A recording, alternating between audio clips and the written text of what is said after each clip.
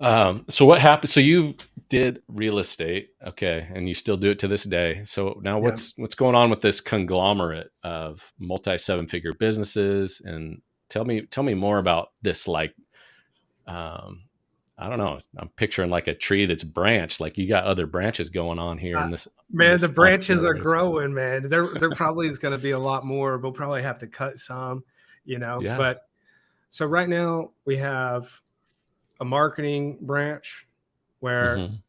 like, if you're a small business owner and you're not really sure what to do, mostly on the personal brand side, because some people, everybody's posting content, but are you communicating what you want to communicate to people correctly? Sure. So we help with that.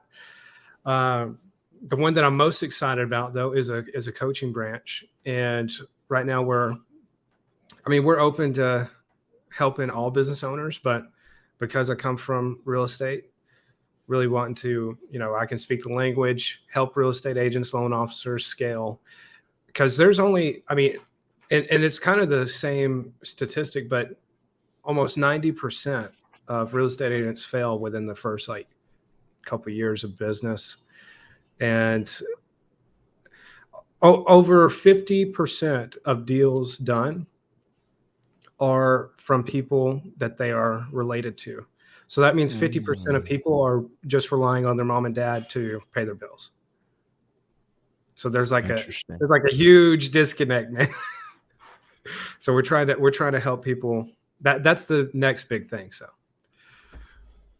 Interesting. So that was basically real estate agents are like they never learn the skill of like what you're saying maybe way earlier, that lead generation.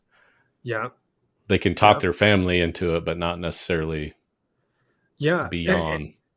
And I think that there's a major thing going on right now, like two polar, like you're either like a message, right? Two polar extremes. You're either a hardcore relationships only person that you doesn't sell anyone. You're just like talking to people, and if they want to do business with you, cool. But you're not forcing them. So that message is out there. And then there's the hardcore. Your job is to sell everyone, and I think both are a lie. That salespeople are Interesting. sold. Um, our job is not to. I believe our job is to not sell everyone, but sell people that if you believe that and that you can actually help that person and it's in their best interest, why would you not try to help them? Why would you not do everything possible to try and help them out? You know, um, but you also don't sell people that don't want to be sold. Like if they're like, I'm Hmm. not interested, cool, next. But there's like that message is not out there right now, and I think it really just got me whenever I first started. Uh, it was very discouraging because a guy that doesn't come from money, doesn't know anything about business, he gets in because it's his last shot. You got most people telling him, "Oh, just relationships only, just roll with it. Detach yourself from the outcome, from the money. Hmm. Money will come, man." And I got bills to pay on Monday. So, and then you got the other one where people are being sold that your job is to sell and manipulate and try to convince everybody to use your product. That it doesn't work. So So you're basic you need both of them though, right? You're saying you find some middle ground where like you're it's almost would you is this how you teach like new agents too? Like it's yeah, or um so what does that kind of look like then, I guess? If you're not selling everyone, but and you're relational, so you're trying to get the best of both worlds. yeah. What does I that look mean, like? so like I tell people, 70% of sales is listening. That's good. 70% of sales is listening. I actually just posted a video on YouTube. It's a 15-minute video of me on a sales call, cold call, right? I think I speak for about 45 seconds. out of 15 minutes. That's And good. they just talk. I listen. I'm intently listening to try and see if can I actually help this person? Is there an actual need for me to solve this person's problem? Can I actually do it? And if you can't, it is unethical to try to close that person and sell them. And people, I think salespeople, especially real estate agents, they try to sell everyone because number one, their pipeline is too small. So they're attached to, I got to close this deal today. But only 3% of people are going to buy right now. That's like a marketing rule. Only 3% of your audience is ready to go right now. Mm-hmm. And if only 3%, that means 97% either, if they're not interested at all, next, don't waste your time on it. Work with people, because time is money, right? Work with people that you can help today, that are ready. And if they're not, move on, keep them in the funnel, and just keep nurturing. So yeah, no, I like that. I like that you're saying you keep them in the funnel, because they might be part of the 3% next year, right? Yeah, but yeah. Don't lose that relationship. Interesting. So I'm kind of thinking of like the current real estate market. This is April 2023, right? Like interest rates are like crazy high. What are you seeing in this market? Like it's gotta it has slowed down, right? Yeah. So what you're still money seeing to be made? I guess that's my question. Dude, there's a freaking gold mine right now. There's a gold mine. It's like, wow, man, you can become a whale. But it is, I'll say this: the real estate agents that learn and develop themselves right now have the biggest opportunity that I think since 2008 has come up.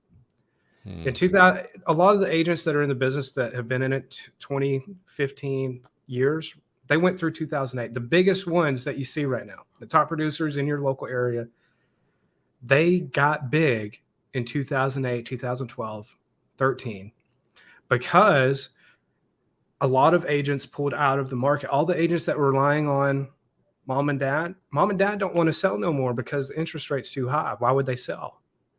Mm-hmm. So those people are getting out. Now the only way to generate business is if you actually have skills. And so the people that develop themselves right now, dude, you can take up some space right now, man. But I think what we're going to see happen now, everybody that bought over COVID got a 2.5% interest rate, 3%. Yeah. I don't think those people are going to sell, like, ever. Mm-hmm. I don't.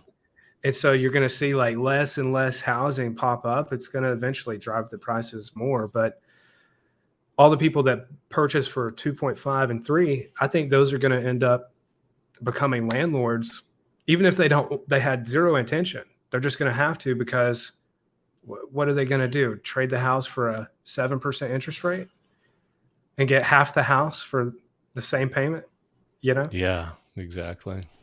So that's what I see going on right now.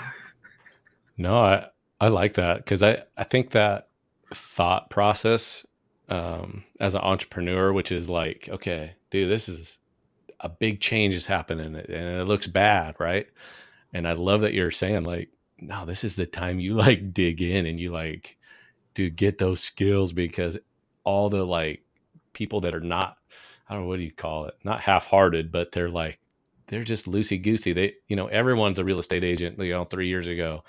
Yeah. But all the people that aren't really committed just die off, dude. And it's like, that's when you get a mature, you take some market share, yeah, man, and get ready for whatever the boom is. But so anyways, I like that you got to be creative and almost like push in, get the skills, or even invest in some ways during the dips, right? And you see that in investing, and everyone's freaked out, but the people with money, the people with education of that industry, they're like, oh no, dude, this is like, they're rubbing their hands. Yes, like, I'm praying for this. I've been praying for it. Yeah. this is when we make even more money. This is when we buy more, So Like, yeah. do you do you do any real estate investing, or are you pretty much just listing houses and just kind of, I don't know if that's what that is called, retail versus investing with real Yeah, estate? yeah. So that is the next phase. That is like the end phase. That is where I want to go. Right now, though, to do the deals that I want to do, they're big deals. Oh, that's So good. you gotta have some major cash, and I've pretty much been taking everything in my business, paying myself, and then reinvesting right back in. How can we blow this up? How can I build my personal brand to where I no longer have to work in the business and die an old salesman, 10 years from now. If you like that clip and you want to watch another one, click right here. If you want to watch the entire interview, click right here.